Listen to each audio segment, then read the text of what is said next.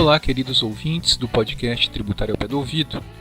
Meu nome é Carlos Renato Cunha e hoje eu tenho a honra de apresentar uma palestra da professora Estael Freire, lá do Piauí, que vai falar sobre o ISS, conceito de serviços e as recentes decisões do STF. Esse episódio é um oferecimento da nossa parceria com o Instituto de Direito Tributário de Londrina, o IDTL, com a Comissão de Direito Tributário da OAB Londrina, com o Instituto de Direito Tributário de Maringá, o IDTM, e com a Comissão de Direito Tributário da OAB Maringá. Bom episódio. Bom dia a todos. Esse encontro é realizado em parceria com a Comissão de Direito Tributário de Maringá e Londrina e com o Instituto de Direito Tributário de Maringá e Londrina. Como convidadas, temos hoje como expositora a doutora Estael Freire, Teresina, no Piauí, que de plano atendeu o nosso chamado esse que foi intermediado pela doutora Maria de Fátima Ribeiro, sempre aí de prontidão para nos atender, né, doutora Maria de Fátima?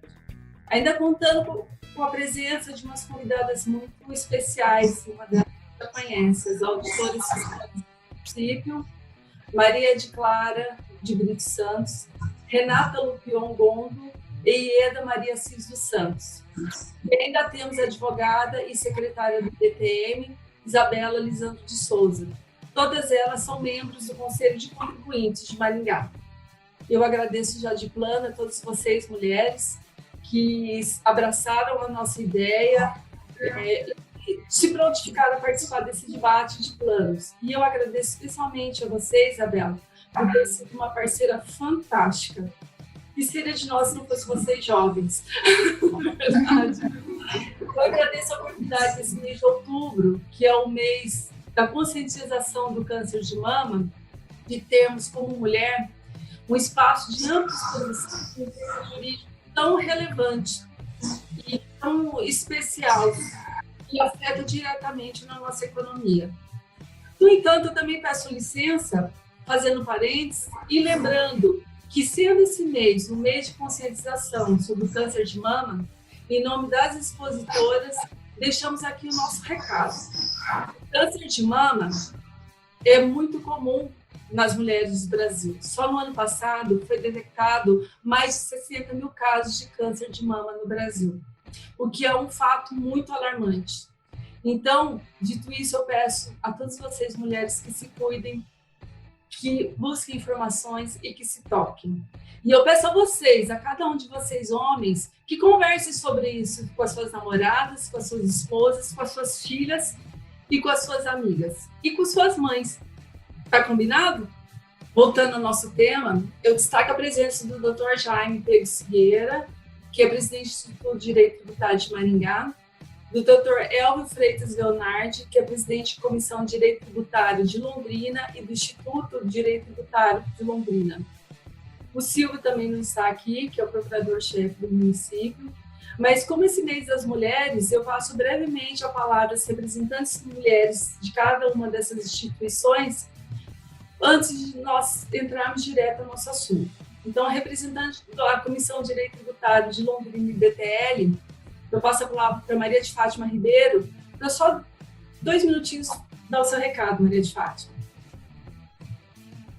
Bom dia a todos. Cumprimentar pela feliz iniciativa, né, e apoiar esse movimento. Esperar que todos os anos também se repitam essas iniciativas, esses debates, em volta de temas tão importantes, tão interessantes. E aqui o Joel falou que as mulheres estão se organizando para montar um sindicato e vai tomar o poder, mas não é bem isso.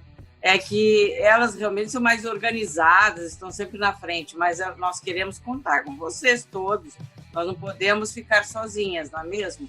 Como a Valéria comentou agora.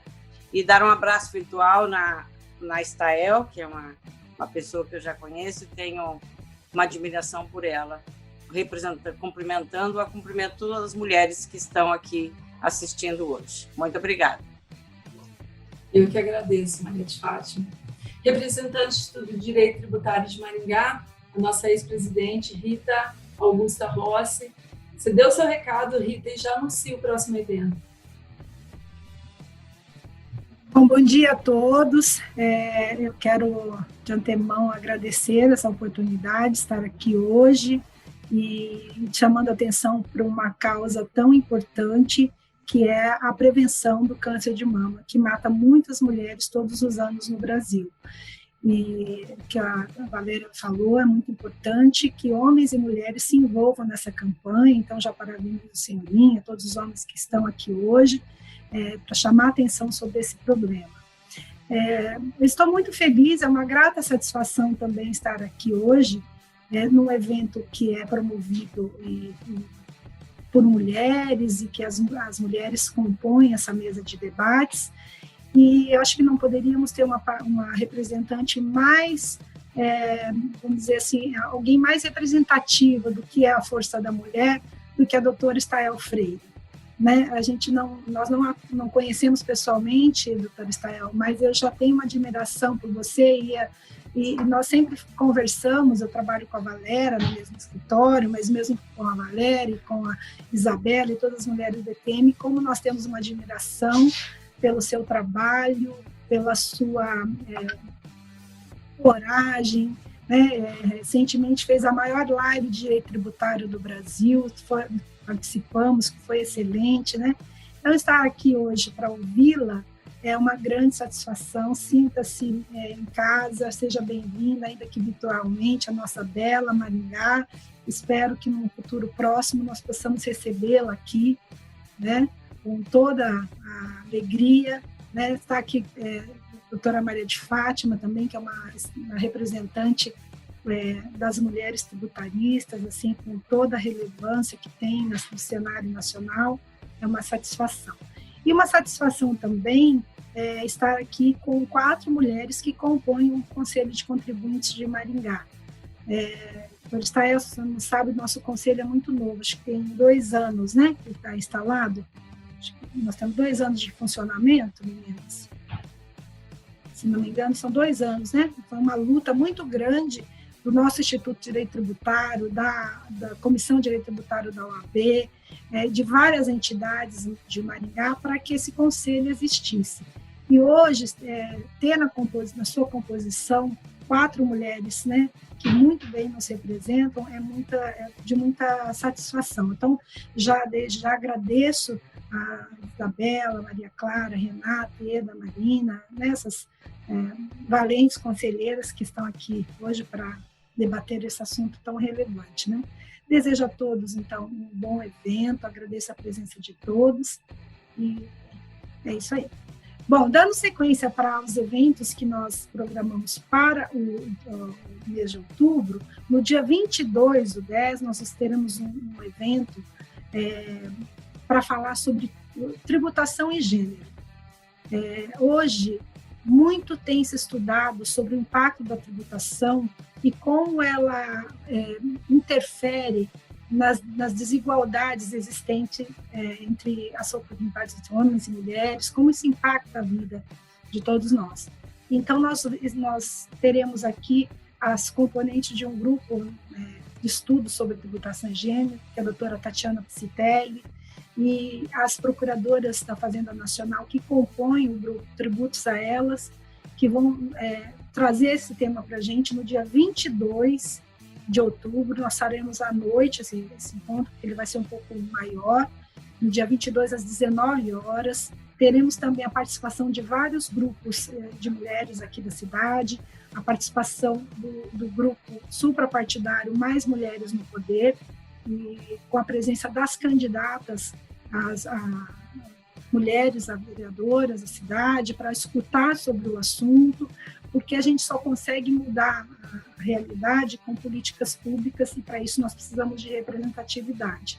Então, é um assunto muito diferente, um assunto muito novo, muito embora a demanda seja antiga, o assunto ainda está aí desabrochando.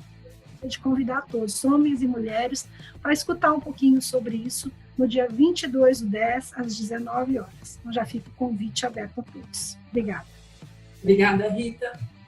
Agora, representando o Conselho de Contribuintes, que falará hoje em nome da instituição, eu convido a auditora fiscal Maria Clara e também diretora de fiscalização de ISS do município de Maringá, para mandar o seu recadinho, Maria Clara.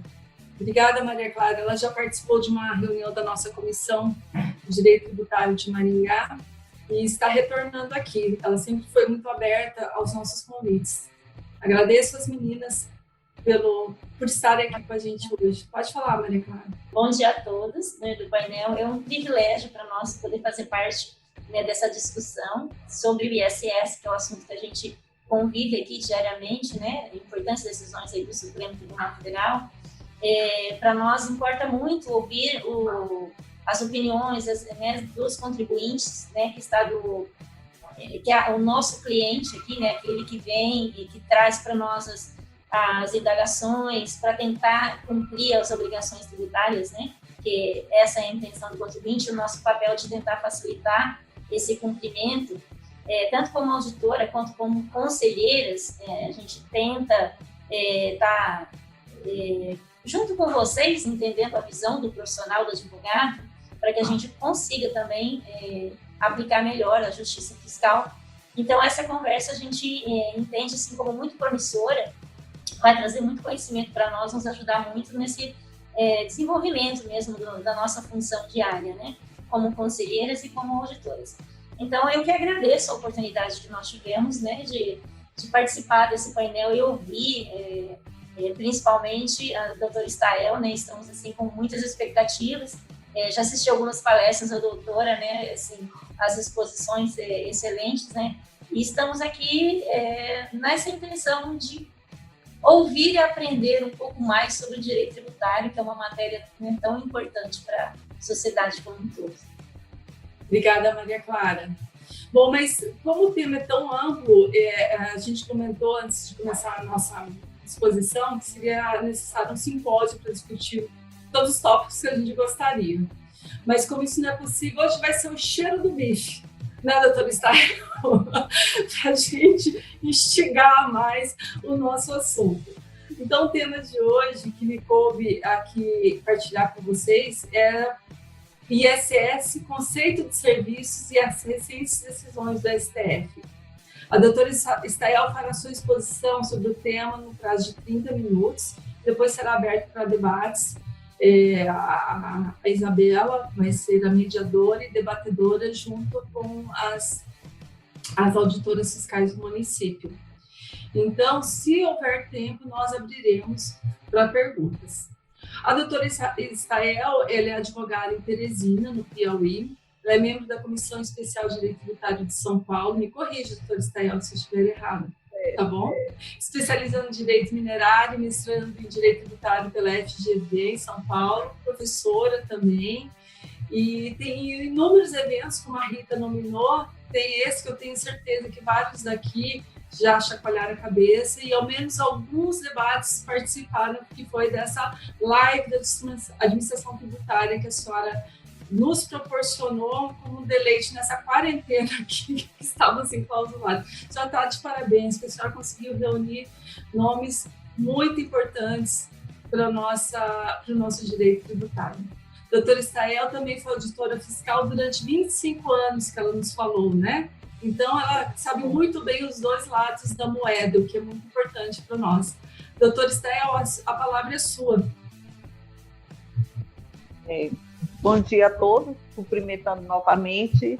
Eu agradeço imensamente o convite formulado e estou aqui não para dar uma palestra, mas para a gente discutir, né, em conjunto alguns temas importantes, principalmente a questão do conceito de serviço. Né? Como a doutora Valéria falou, eu realmente participei dos dois lados, né? Primeiro como auditora fiscal e agora como advogada. Mas, doutora Valéria, eu me sinto muito na parte pública. Eu tenho a maior dificuldade não é que eu queira que seja o ISS para o município ou os tributos municipais de qualquer maneira, mas até porque eu acho que a gente cria ao longo da vida, né, foram 25 anos com a interface da administração pública, a gente cria um vínculo muito forte, né? E eu acredito que isso é que está me conduzindo para estudar questões basicamente relacionadas à administração tributária, né? Eu cumprimento aqui ao presidente do IBDM, ao pessoal de Maringá, de Londrina. Tenho a maior vontade de conhecer esses municípios, né? Já conheço Curitiba, já fui várias vezes para Curitiba, tanto participar de eventos. Foi lá que eu conheci a professora Maria de Fátima, né? Junto com a professora Betina. Mas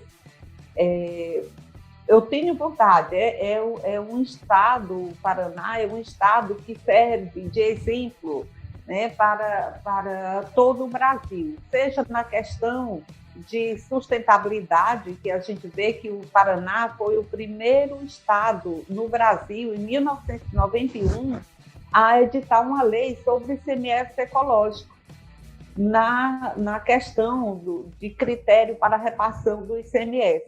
Então, assim, além disso, nós temos aí o trabalho da professora Cíntia Fernandes, que é um trabalho muito importante e que é modelo, que serve de modelo para todo o Brasil. As administrações tributárias precisam conhecer o trabalho que a professora, junto com a sua equipe, desenvolve em Curitiba, né?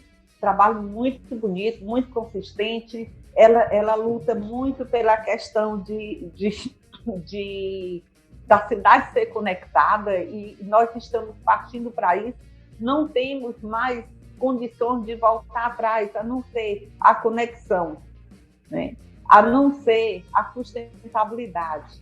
Nós estamos aqui nesse momento, graças à internet, né, utilizando plataformas e facilitando a nossa comunicação. Imaginem um município que não tem internet. Aqui no Piauí tem município que a internet é muito fraca. O provedor não tem os mega suficiente para propiciar uma boa internet. Imagine uma administração pública municipal que não tem internet que facilite sistemas de gerenciamento dos tributos, que facilite a vida do contribuinte, para o contribuinte não ter que se dirigir até a sede da prefeitura para emitir uma guia para pagar o seu imposto, né? E acontece aqui no Piauí, e eu acredito que aconteça também no Maranhão, no Nordeste em regra, no Norte, né? Recentemente nós tivemos um trabalho, uma live sobre a CEFEM, pela CNM, Confederação Nacional dos Municípios. E lá nós estávamos conversando com uma auditora fiscal que é de um município do Pará. E ela falando para a gente que o território lá, ele tinha... Era um território muito significativo, mas que tinha praticamente zero de arrecadação de ITR. Então, vocês imaginam um município com um território que declarado, né, em termos de ITR, ele tem declarado 12 milhões de hectares. Declarado, fora os contribuintes que são omissos. Declarado 12 milhões de hectares. E nesses 12 milhões de hectares é praticamente zero. É em torno, parece que, de R$30 mil por ano de ITR. Então, assim, as administrações tributárias, elas necessitam de um trabalho mais avançado, precisam de conectar com outras administrações, buscar experiências como vocês têm aí de Curitiba, como eu estou vendo que o trabalho do pessoal do Conselho de Contribuintes de Maringá, né, de Londrina. Então, aqui são pessoas que estão buscando o melhor para a administração pública, porque, afinal de contas, né, se a gente é servidora pública, a gente tem que fazer o máximo possível para melhorar os serviços públicos, e todo serviço público ele tem que ser financiado. E esse financiamento, se ele for feito através de receitas próprias ou de transferências, né, se o município tem potencialidade, é muito importante, né? Muito importante. Eu trabalhei aqui na Prefeitura de Teresina por 25 anos, fui auditora fiscal. Aqui, como eu estou vendo, vocês aí de Maringá e de Londrina são pessoas muito comprometidas com a administração municipal. E nós tivemos um prefeito que ele está agora no seu 4º mandato, né? Vai sair agora, um prefeito que também ele é auditor fiscal do Tribunal de Contas da União. Então, assim, ele vestiu a camisa da administração pública. Ele foi secretário de Finanças e, posteriormente, foi eleito prefeito. Esse já é o 4º mandato. Então, assim, Teresina é bem administrada. Teresina tem um setor tributário de pessoas comprometidas com a coisa pública, com a administração pública, e também auditores fiscais que procuram buscar a maior informação possível para que não sejam lavrados autos de infração que, na primeira instância, o contribuinte consegue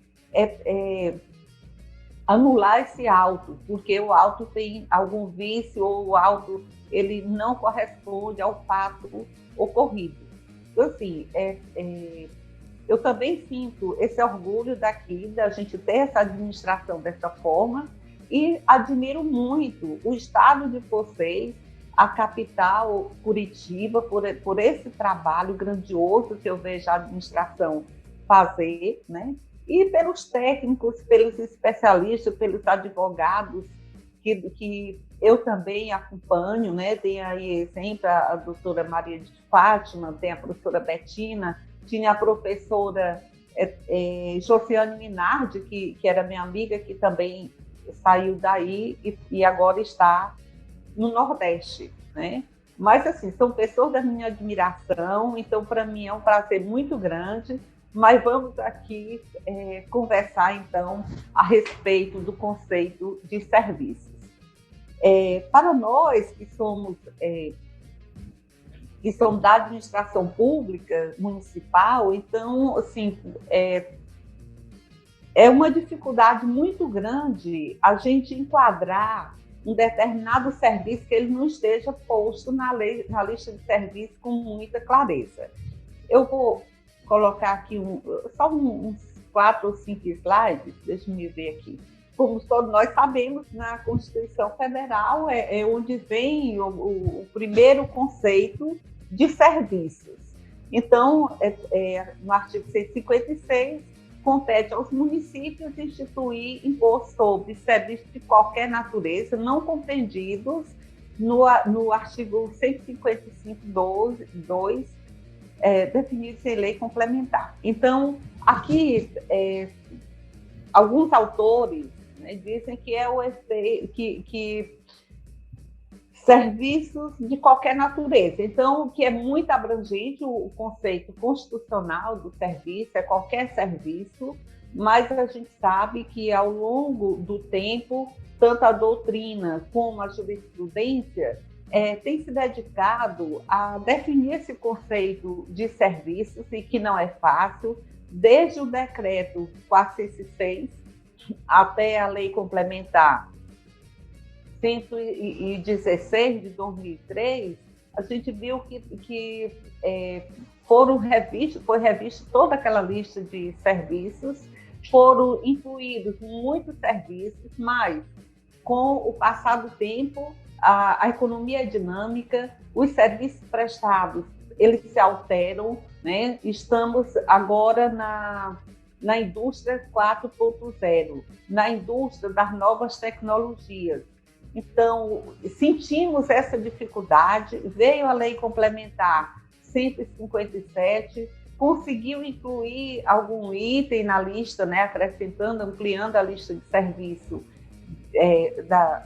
da Lei Complementar 116, mas mesmo assim a dificuldade continua. Então, será se o conceito de serviço é um conceito residual, né? Em relação ao imposto, aqui prossegue, né, na Constituição, em relação ao imposto previsto no inciso 3º do caput, cabe à lei complementar fixar suas alíquotas máximas e mínimas, excluir de sua incidência exportações para o exterior e regular a forma e as condições de isenção, incentivos. Nesse contexto, a gente viu que com a edição da Lei Complementar 116, ainda permaneceu o ISS sem alíquota mínima de 2%, apesar de ter na ADCT, mas não constava expressamente na lista de serviços anexa à Lei Complementar 116. Isso foi motivo também, além do conceito da gente definir o que é o conceito de serviço, foi também objeto de guerra fiscal por anos a fio, até que veio a Lei Complementar 157 e definiu a alíquota mínima de 2%, né? E também regulando a questão das isenções dos benefícios fiscais, porque, como nós sabemos, os municípios de Poá e Barueri, em São Paulo, eles reduzem bastante a base de cálculo para poder ter as empresas no seu território e, assim, principalmente aquelas empresas de administração de cartão de crédito, débito e congêneres. Então, o ISS realmente é um imposto que, a semelhança do ICMS, que para as administrações tributárias sempre existe um problema, sempre existe uma indefinição. Então, assim, e o conceito de serviço? Esse conceito, ele é residual? Se ele não está na base de cálculo do IPI ou do ICMS, ele é serviço? Então, esse conceito de serviço, ele recentemente foi ampliado, eu acredito, ou foi ampliado, ou deu uma maior amplitude ou a maior segurança para as administrações tributárias no julgamento do tema 296, quando a gente viu o resultado e a inclusão do termo inerente. Então, agora nós temos um outro problema. O que é esse inerente? O inerente é congênero, né? Então, esse tema, ele veio desde 2010, quando foi julgado, né, um recurso a respeito, e na verdade até desistiu o Unibanco, né, o Unibanco desistiu porque o município de Maceió, ele tinha incluído alguns serviços que o banco considerava não ser devido ou não ser aplicado ao ISS. E esses serviços, eu não sei se aí em Londrina, em Maringá, se vocês têm problemas com a fiscalização de bancos, mas nos municípios que eu acompanho, ainda hoje existe essa dificuldade muito grande. Então, assim, na lista de serviço, no decreto 406, era o referente ao item de bancos, era o 95, 96. Na 116, no item 15. Mas a gente vê que tem determinados serviços praticados pelos bancos que eles não tem como a gente enquadrá-los no item 15. Então, existem outros itens da lista que são compatíveis, e talvez aí a importância desse termo inerente, né, que são compatíveis com aqueles serviços praticados pelos bancos. Os bancos, depois de uma longa demanda ou fiscalização dos municípios, eles começaram a recolher o ISS pelo item, pelos códigos 717, do código do Bacen, 717, né, da contabilidade do Banco Central. Mas existem outros serviços que estão fora daquele item, daquele código 717, que é renda de prestação de serviço, que estão fora daqueles itens e que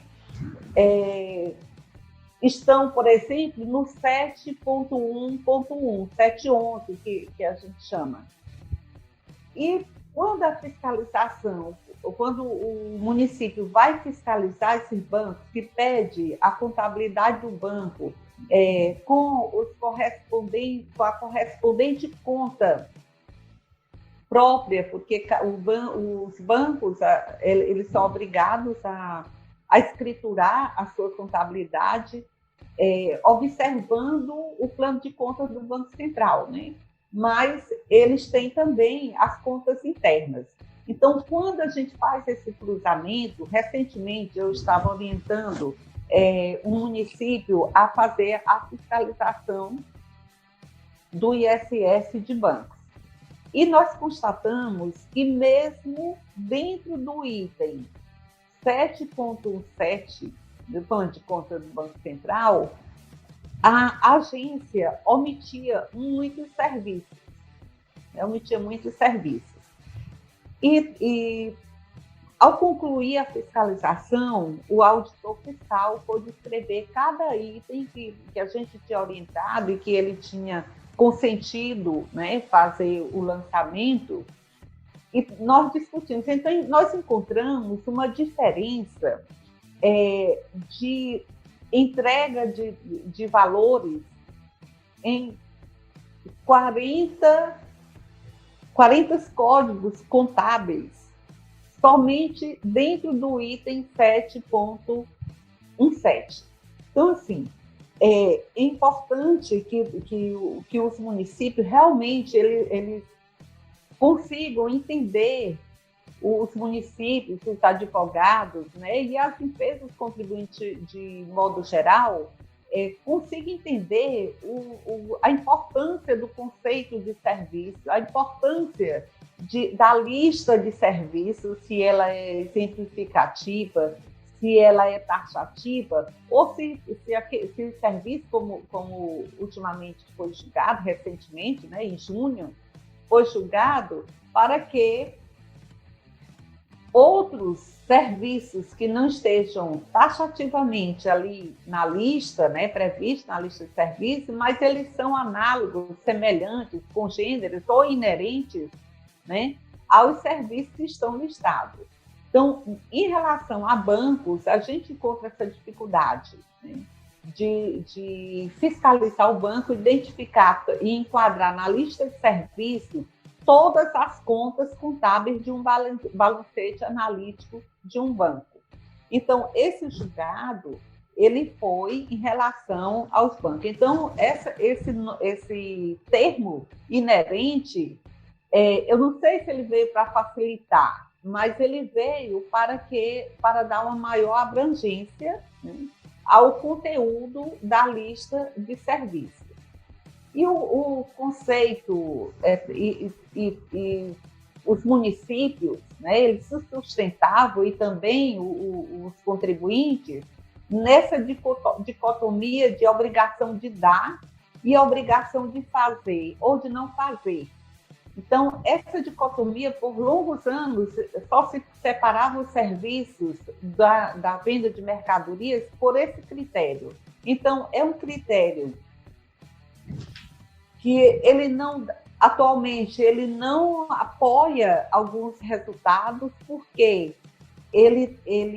essa obrigação de dar e fazer mudou muito com as novas tecnologias, mudou muito com a questão de não se ter o estabelecimento fixo.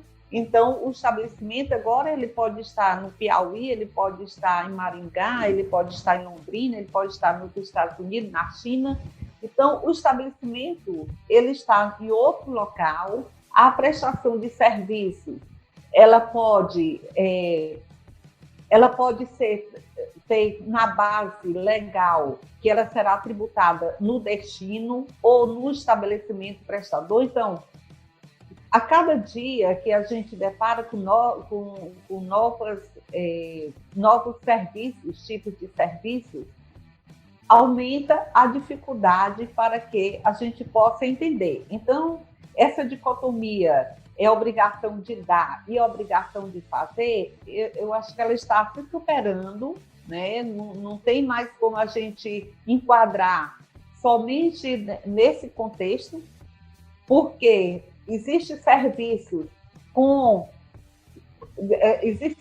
prestação de serviço com a utilização de mercadorias, existe serviço com a obrigação de você entregar um fazer, né?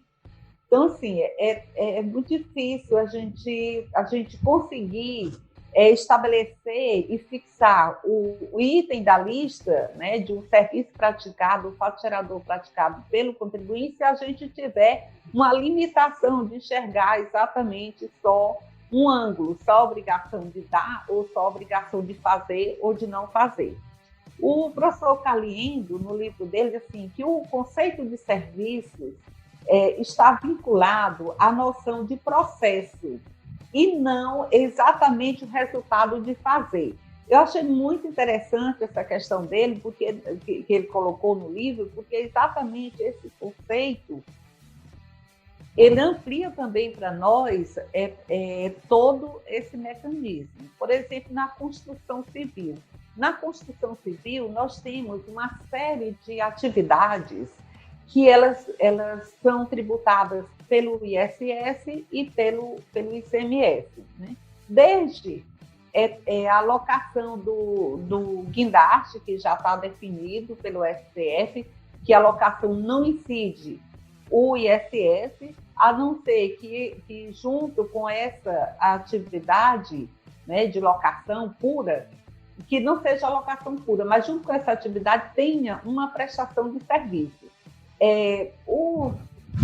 O estado de vocês é um estado que tem agronegócio, né?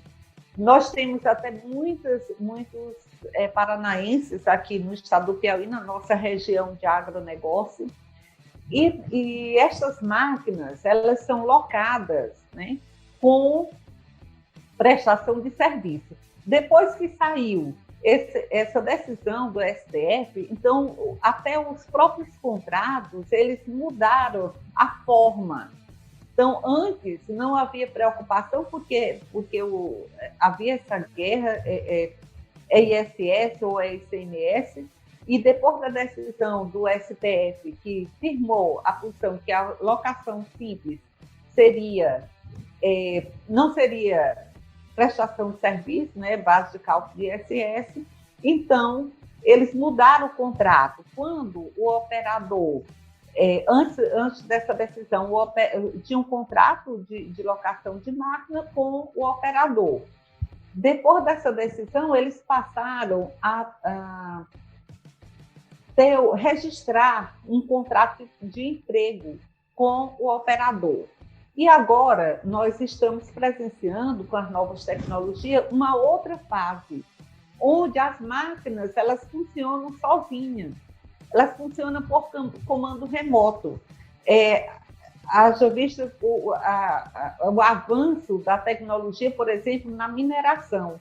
Então, você vê numa mina, a extração de mina, que antes era feita com várias pessoas, vocês lembram aí da Serra Pelada, onde era uma multidão de trabalhadores ali se matando em guerra e um problema sério.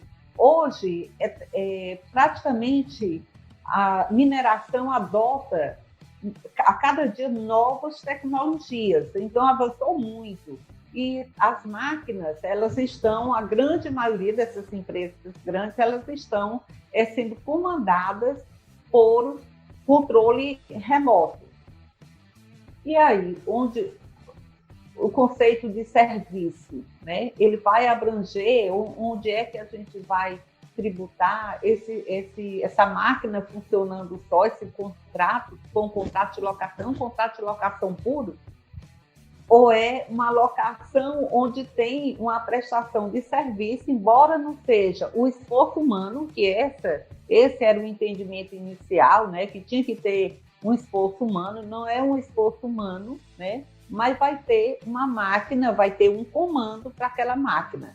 Aquele comando ele pode ser dado diretamente com o operador, ele já pode estar também programado, né? E o operador pode ser o empregado da empresa. Então, assim, a cada dia a gente pensa que vai melhorar, que vai resolver, as decisões dos tribunais vão resolver a situação dos municípios em relação a essa questão do serviço, do conceito de serviço e da lista de serviços.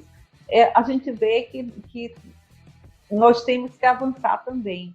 Temos que estudar mais minuciosamente as novas tecnologias, os serviços, né, propiciados pelas novas tecnologias, pela internet das coisas. Vocês vão ter a palestra da professora Tatiane Piscitelli. Eu vou até aqui abrir um parênteses, ela está lançou agora a segunda edição do livro dela sobre internet das coisas, então, assim, e nuvem. Então, acho muito interessante que a gente veja esse conceito. A professora realmente tem trabalhado muito nessas questões e eu estou enfrentando isso em relação a essas novas tecnologias. Aí eu defini, junto com os municípios, sobre essa assessoria, onde está caracterizado o serviço e para qual município vai ter o destino do ISS. Né? Nós estamos aí com as propostas de emenda à Constituição, mas não sabemos se realmente essas propostas elas vão contemplar, mesmo com a criação do IBS ou com outro, se elas vão contemplar todas essas situações, né?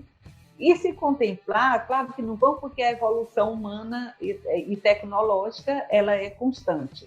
Mas se não for contemplado, pelo menos eu tenho a impressão que vai melhorar em relação a enquadramento, porque enquadrar num item, né, se fosse geral, é prestação de serviço, como diz lá, de qualquer natureza, como diz a própria Constituição, talvez fosse mais fácil. Mas a Constituição também nos colocou um limite, que é o ICMS. Nas operações mistas, eu falei aqui, quando é a prestação de serviço com uma obrigação de dar, né? E principalmente nessas novas tecnologias. E a prestação de serviço, legalmente, ela está lá no Código Civil, no artigo 593, né, a prestação de serviço que não estiver sujeita às leis trabalhistas ou à lei especial, né, pelas disposições então será regido pelas disposições desse capítulo. Então, no Código Civil, nós vamos ter uma definição ou uma propensão a definir, a qualificar o serviço no artigo 593 e no 610, quando trata do serviço de construção civil, que também é muito complexo. Não sei se ocorre aí com vocês, mas alguns municípios, por exemplo, um município que a gente está acompanhando também um trabalho onde houve a construção de uma usina solar aqui no Piauí. E por sinal, o estado de vocês parece-me que é o primeiro lugar, segundo lugar em termos de geração de energia renovável. Então, aqui o Piauí é o 5º lugar. No Piauí, foi construída recentemente uma usina de geração de energia solar. Neste município, ao analisar o contrato, constatamos que 80% o contribuinte colocou nas medições como materiais e 20% como prestação de serviço. Então, assim, tivemos que conversar e mostrar para ele que a construção civil ela é uma universalidade, onde entra serviços e materiais. Então, nós teríamos que discriminar dentro de uma planilha de custos do contribuinte o que seria, na realidade, a prestação de serviço, desde aquele início onde ocorre o desmatamento até quando a usina entrasse em operação. E assim a gente conseguiu enquadrar praticamente todos os serviços, mas sempre fica algum serviço que a gente não consegue enquadrar na lista de serviços. E também na ocorrência do fato gerador do ISS, por exemplo, no caso das antecipações, porque na construção de grandes obras, geralmente eles fazem uma antecipação de valor. Então, aquilo dali é serviço? Não, não é serviço, né? É só uma antecipação, é um valor monetário. Por exemplo, a obra é de 10 milhões e para começar a obra, fazer toda a implantação de canteiro de obra, tudo, a empresa prestadora de serviço requer do tomador do serviço uma antecipação de valor. Então, essa antecipação de valor, ela está fora do conceito de serviço, não é serviço, é antecipação. Mas em que momento que nós vamos tributar esse 1 milhão que está dentro dos 10 milhões, que é o valor da obra? Então, assim, são muitas dificuldades em relação ao conceito, em relação ao momento de ocorrência do fato gerador e no momento da gente discriminar o que é a base para o ICMS e o que é a base para o ISS. Isso ocorre também, por exemplo, nas empresas optantes do Simples Nacional, onde ela tem prestação de serviços e tem vendas de mercadorias. Então, nessas empresas, como o município vai segregar o que é serviço e o que é mercadoria, né? Por exemplo, a oficina mecânica é muito fácil da gente identificar, mas tem alguns serviços que não é fácil de a gente identificar. Um outro caso que eu trago também, por exemplo, no agronegócio, tem aqueles silos onde são armazenados grãos. Há a previsão da tributação do ISS nesses casos.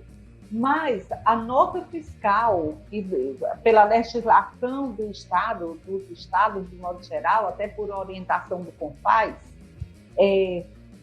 o contribuinte, o produtor rural, pessoa física, ele pode entregar mercadoria contra uma nota de recebimento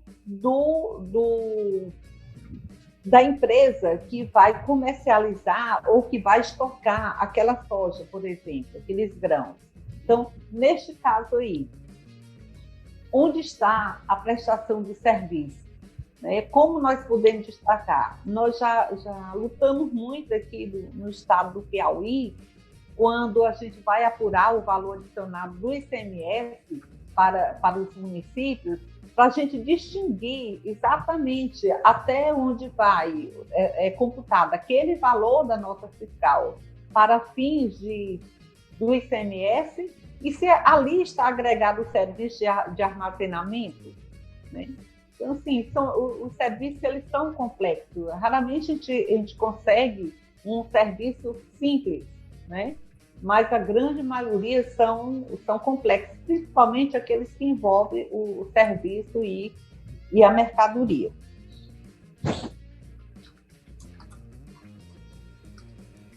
Aí veio a súmula vinculante 31, dizendo que é inconstitucional a incidência do ISS sobre a operação de locação, né? Nós já falamos disso.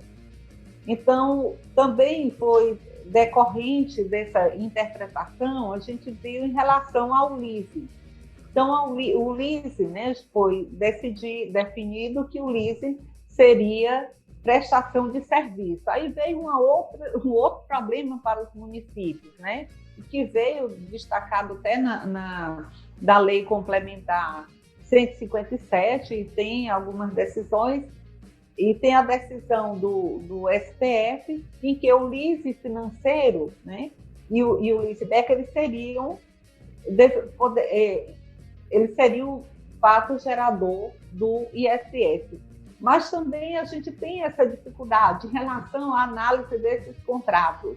E agora, com a destinação, com a Lei Complementar 157, onde esses serviços eles são devidos onde for tomado, quer dizer, na agência que houve o fato gerador, né, pulverizando, nós presenciamos toda aquela celeuma, toda aquela dificuldade, toda aquela avalanche de ações tentando impedir que realmente tanto as operações de cartão de crédito, débito e congêneres, e também de lease, de plano de saúde, que eles fossem pulverizados pelo município onde realmente ocorreu o fato gerador, o município de destino.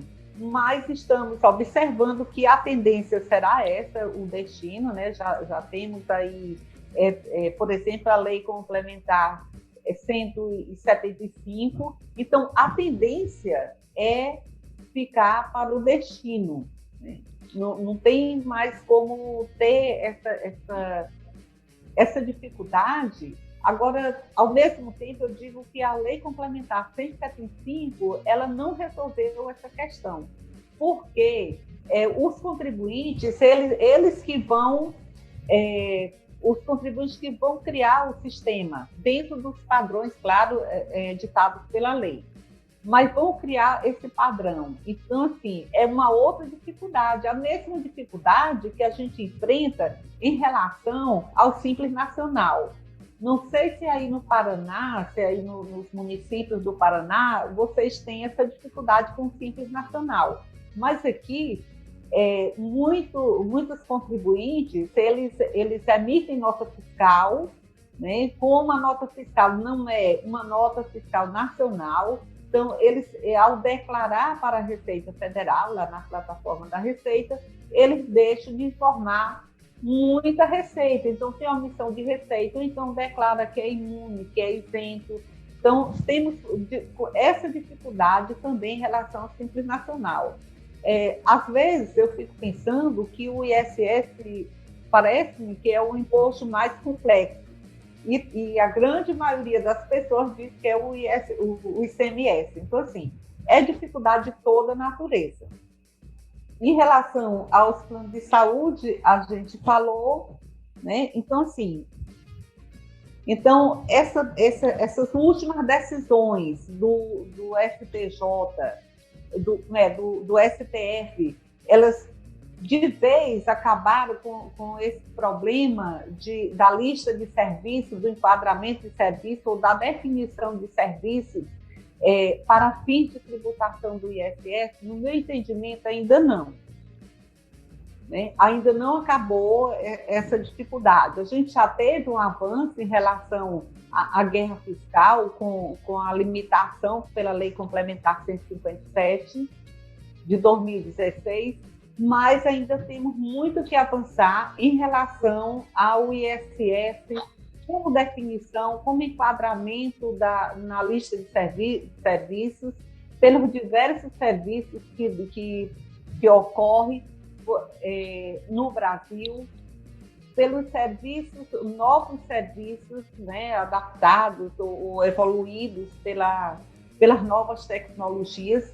Então, assim, o que eu queria falar para vocês era essa dificuldade. E agora vamos conversar.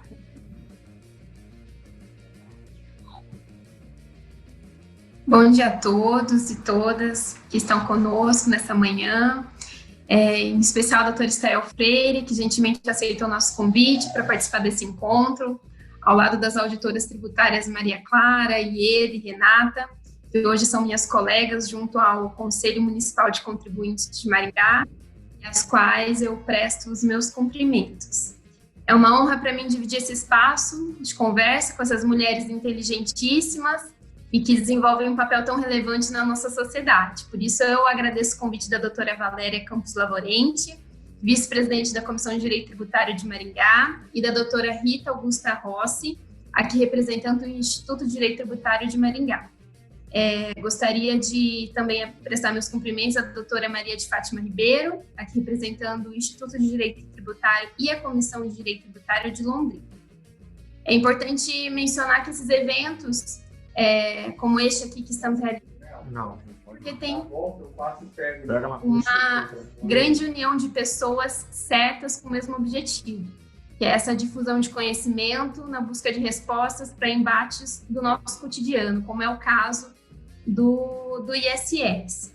Sendo assim, eu vou dar início às minhas breves considerações sobre a exposição da doutora Stael, e aqui eu gostaria de dar enfoque especial sobre o julgamento pelo Supremo Tribunal Federal do tema 296 da repercussão geral, que definiu a tese de que é taxativa a lista de serviços sujeitos ao ISS, a que se refere o artigo 156, inciso 3º da Constituição Federal, admitindo-se, contudo, a incidência do tributo sobre as atividades inerentes aos serviços elencados em relação à interpretação extensiva.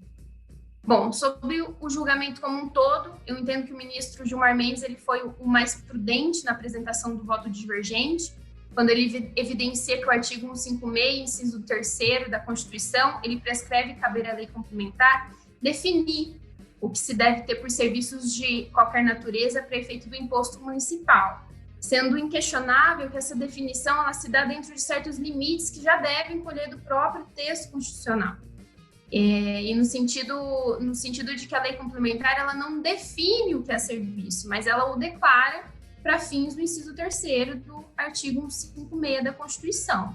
E sendo assim, o legislador ele poderia até restringir o conceito de serviço, mas não ampliá-lo de forma indiscriminada, chamando de serviço aquilo que serviço não é.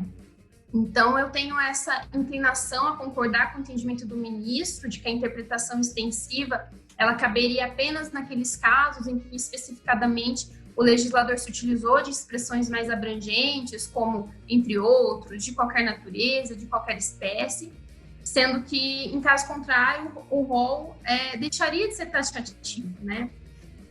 De todo modo, algo que me chamou muita atenção na leitura do voto, que foi o vencedor, da autoria da ministra relatora Rosa Weber, foi que, em suas próprias fundamentações, ela já sugere a possibilidade de futuras discussões judiciais em decorrentes da tese que ela apresentou. Então, nas palavras dela, ela disse o seguinte: não vislumbro a existência de obstáculo constitucional contra essa técnica legislativa. Excessos interpretativos, seja por parte do fisco, seja do contribuinte, sempre poderão ocorrer, mas o acesso ao Poder Judiciário para solucionar as eventuais controvérsias é resposta institucional para as resoluções desta.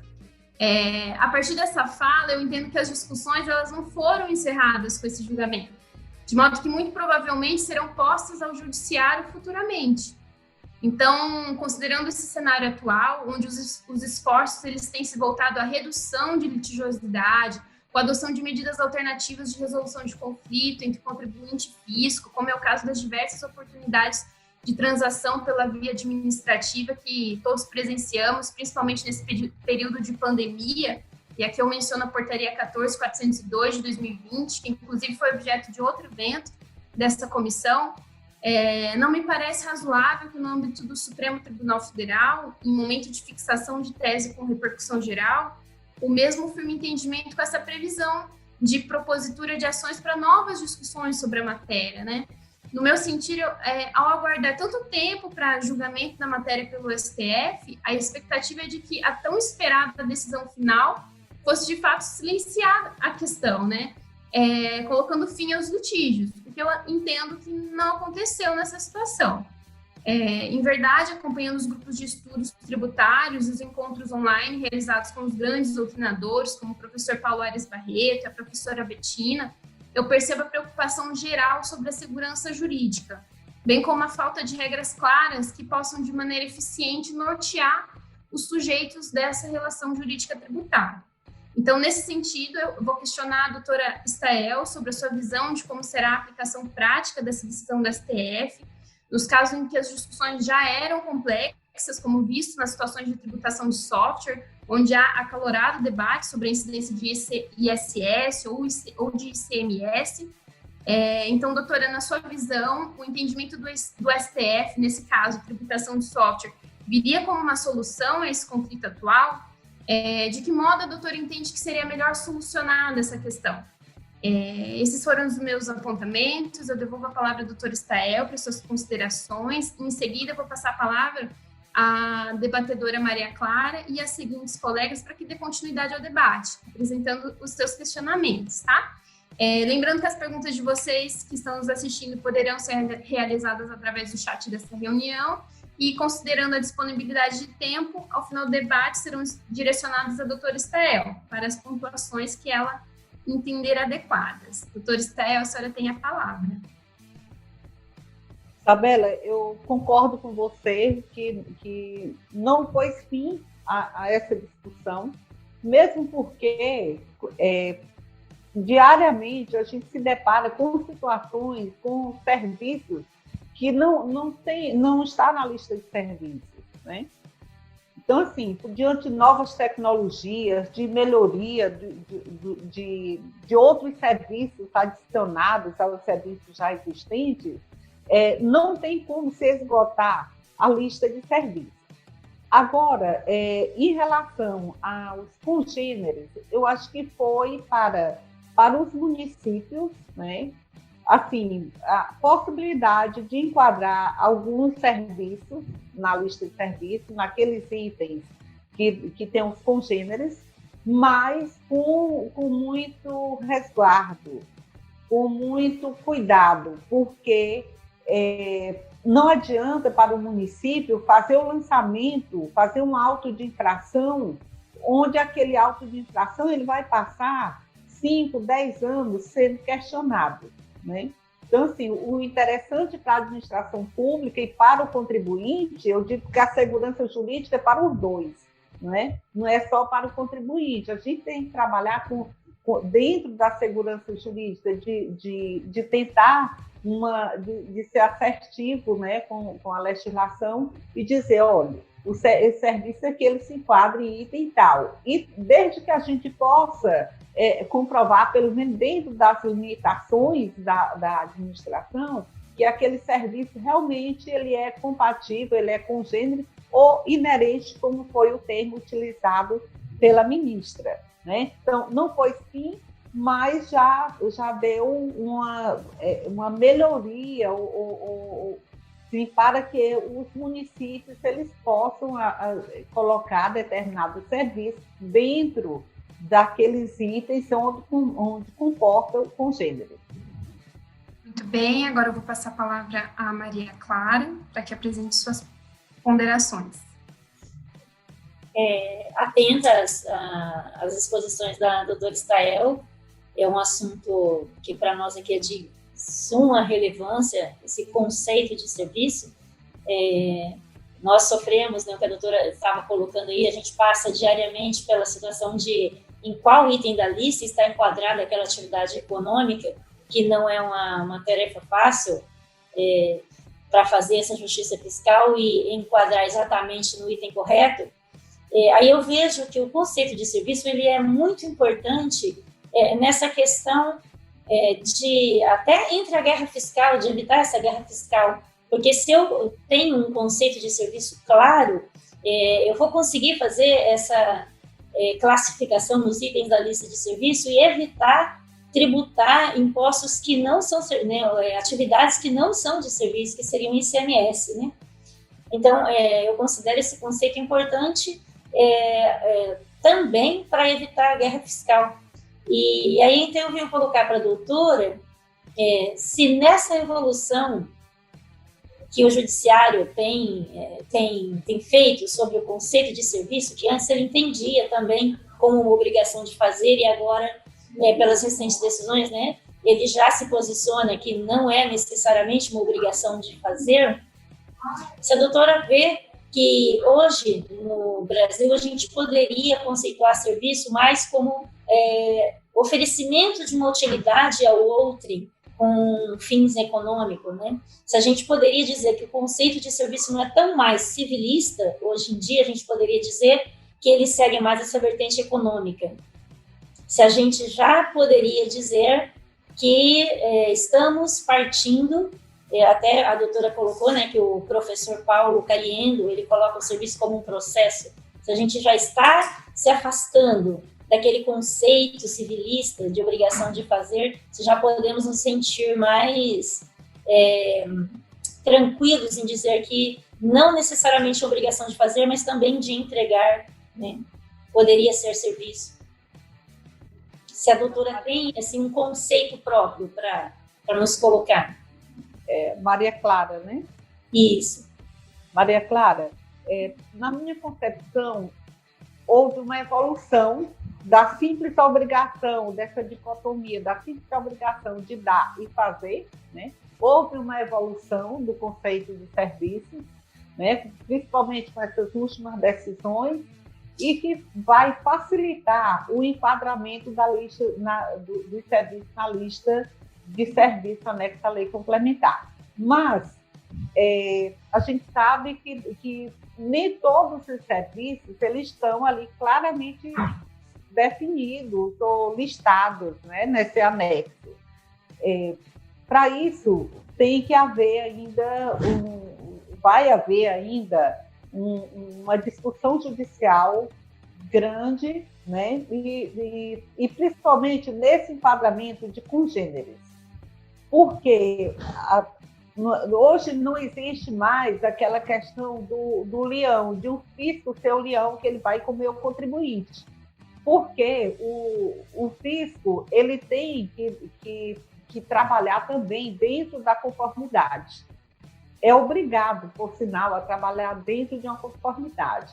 Então, assim, à medida que o conceito de serviços ele se torna melhorado, ele se torna possível de se definir se um serviço ele é base de cálculo fato gerador do ISS, se ele é fato gerador do ISS ou do ICMS, a gente consegue fazer essa distinção, né?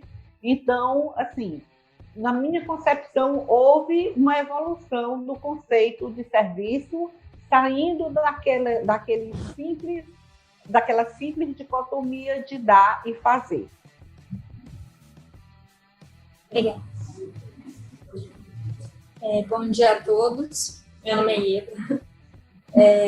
Na verdade, o meu questionamento é mais ou menos nesse sentido que a doutora expôs, a noção de processo em relação às empresas de tecnologia, né? E elas acabam muitas vezes mesclando tanto a prestação de serviço quanto a entrega de um bem. E o diferencial dessas empresas é exatamente isso, essa junção dos dois, né? E, então, adotar um critério econômico de serviço, não só a dicotomia de dar ou fazer, se esse critério econômico, então, ele seria mais adequado pelo princípio da capacidade contributiva, isonomia, lei de concorrência. O que a doutora entende? Ieda? Sim. Eu sou de Ieda. Eu considero que essa evolução, né, ela superou a simples dicotomia e que também há a possibilidade de enfrentamento desses serviços das novas tecnologias. Mas ainda é muito difícil.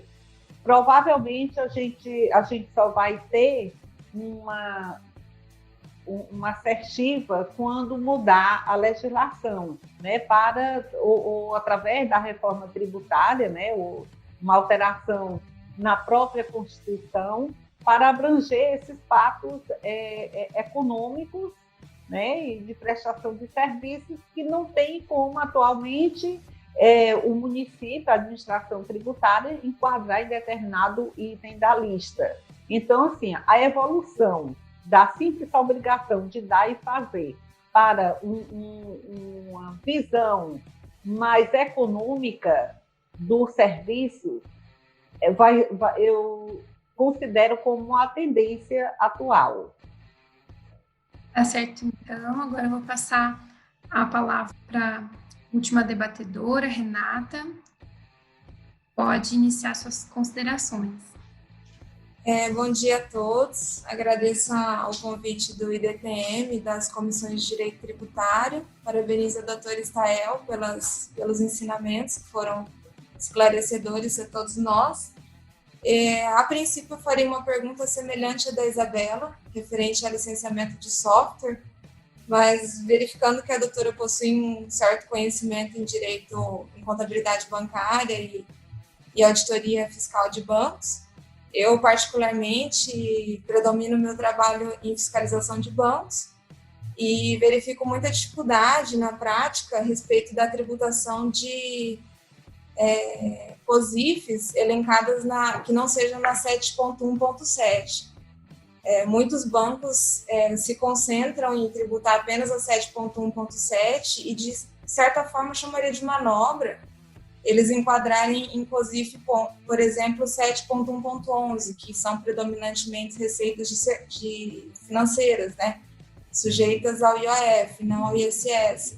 Ou na 7.1.9, que são receitas operacionais, outras receitas que não seriam exclusivamente de serviços. Então, assim, parte de receitas elencadas na COSIF 7.1.11 poderiam não ser financeiras e sujeitas, sim, ao ISS, do ponto de vista da doutora? Sim, Renata.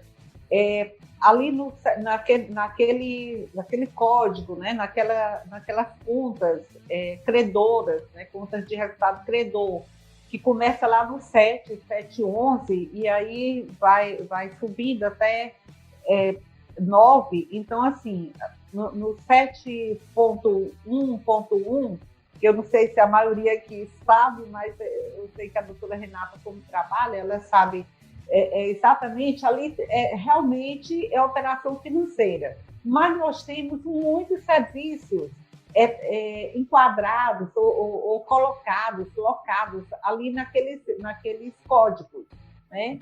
Por exemplo, quando faz um empréstimo, né? Ali aquelas rendas de empréstimo, e aí tem vários itens, depois eu posso até mandar para você algum material, tem vários itens que é de prestação de serviço e que a agência ela está incluindo num código só.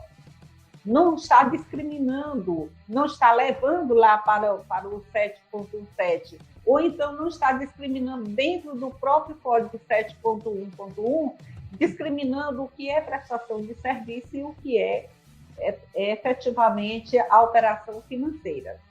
Ali também, eu não sei se você já verificou, já constatou, por exemplo, no caso de administração de cartão de crédito, débito, então eles recebem uma antecipação quando eles negociam esses cartões e fica contabilizado no código 7.1, que deveria ficar, ou então pelo menos no mês seguinte do balancete, ficar na conta 7.7, que é renda de prestação de serviço. Então, assim, né, distribuída ali naqueles itens, existe muito nos itens de operações financeiras, existe muito item de prestação de serviços. Também lá no item, no código 7.1.9.30, que é aquele ressarcimento de encargos e despesas, né? Ele se inclui lá multas trabalhistas, assim, mas na realidade a maioria dos itens que compõem aquele código são itens de prestação de serviço. E eles colocam ressarcimento. Não é ressarcimento porque eles cobram uma tarifa ou uma taxa, um valor fixo. Então, se fosse ressarcimento, seria pelo valor da despesa. Obrigada, doutora Estael. Temos agora uma pergunta aqui no chat. Com o passar da hora, eu vou fazer a pergunta. Se a doutora Estael puder ser breve, aí ao final já passo a palavra para a Valéria fazer o encerramento e as últimas considerações, tá? A pergunta é da Alana Vertuan. Ela diz o seguinte: atualmente, os serviços de desenvolvimento de sistemas podem ser prestados de forma remota, home office, ou então um colaborador situado na matriz da empresa, prestadora, consegue desenvolver, prestar estes serviços em conjunto com colaboradores que estão em filiais situadas em outros municípios. Nesses casos, a qual município deve ser a doutora Estael, em seguida para a doutora Valéria? Tem a palavra, doutora Estael. Aí já é uma outra questão também que causa indefinições, né? que é o local da prestação e o local do recolhimento do ISS. A gente vê que a lei complementar 116, ela trouxe um rol de serviços que desloca o domicílio tributário. Mas, diante, novamente, das novas tecnologias, aquele conceito estático de domicílio tributário, né, também mudou. Então, está mudando. Embora a gente não tenha essa definição legalmente, ou a gente não tenha uma definição na doutrina ou jurisprudência, mas a gente sabe que não existe mais a questão do estabelecimento de ser unicamente matriz e filial. Então, o serviço foi prestado na matriz ou o serviço foi prestado na filial. Então, a gente vê que os serviços eles podem ser prestados, né, via online, como também a venda de mercadorias. Né? A venda de mercadorias. Então, assim, no meu conceito, onde deveria ser recolhido o imposto. Então, eu volto lá para a lei complementar, onde ela caracteriza o estabelecimento prestador. Quer dizer, é a única segurança que eu tenho atualmente é recorrer ao estabelecimento prestador que consta na lei complementar 116. Enquanto a gente não tem essa alteração legislativa. Ok. Bom, como a gente pode ver, é só o cheiro do bife mesmo. A gente tem várias discussões, por exemplo, franquias, falando um pouco mais sobre guerra fiscal, ISS e ICMS, mas eu acho que a gente teve assim, uma breve noção de como é tão extensa essa discussão do STF e sobre a taxatividade e congêneres, e realmente, com a nossa evolução tecnológica, igual o Dr. Schweire falou no nosso congresso, impressora 3D, as coisas não param por aqui, nós vamos ter muitas discussões. Eu agradeço do fundo do meu coração ao Jaime, que teve essa ideia do Outubro Rosa. Eu agradeço também a Maria Clara, a Ieda, a Renata, a Isabela, minha eterna gratidão. E eu peço que a doutora Estael faça suas considerações finais. E antes disso, eu quero lembrar do nosso próximo evento, dia 22, às 19 horas. Eu conto com todos os homens que estão aqui. E eu conto, principalmente, Elvio, faça o nosso marketing aí em Londrina, Maria de Fátima também. Nós precisamos de vocês nesse evento. Doutora Estael, muito obrigada. Maringá e Londrina já pode se considerar aqui de casa e vai ser muito bem recebida, pode ter certeza, com aquele cafezinho aqui do Sul. A palavra é sua e com isso eu declaro, depois vou partir para o encerramento. Tá. O que eu tenho a agradecer é a oportunidade de estar aqui dialogando com vocês, aprendendo com vocês, né? E também ser tão bem recepcionada como eu fui. Quero que o Jaime e as meninas, como vocês falam, mande para mim o banner de divulgação do evento do dia 22, que eu, além de participar, eu vou divulgar também. Ótimo. Entendeu? Então, assim, é um prazer muito grande, estou à disposição de vocês, para a gente dialogar, para a gente fazer outros eventos, né? E assim, essa troca é que vai fazer com que o Brasil fique melhor, principalmente a administração tributária. Tá? Um grande abraço para todos. Eu não vou nominar, mas em nome da Valéria, em nome das meninas, né? Meu muito obrigada. Eu que agradeço, doutora Estael. Eu agradeço também as auditoras fiscais que se colocaram à disposição da gente e a todos vocês membros do Conselho de Contribuintes de Maringá. Fiquem com Deus. Até a próxima, então. Muito obrigada. Esse podcast é realizado com o apoio da Advise, empresa de software jurídico que há 18 anos moderniza a rotina dos advogados do Brasil. Deixamos aqui o recado de sempre. Curtam nossos perfis e páginas nas redes sociais. No Instagram, Tributário para Ouvido, temos página no Facebook e no LinkedIn, perfil no Twitter, @aoouvido. Envie e-mails com críticas, ideias, sugestões e elogios para o contato@tributarioapedoouvido.com.br. Muito obrigado.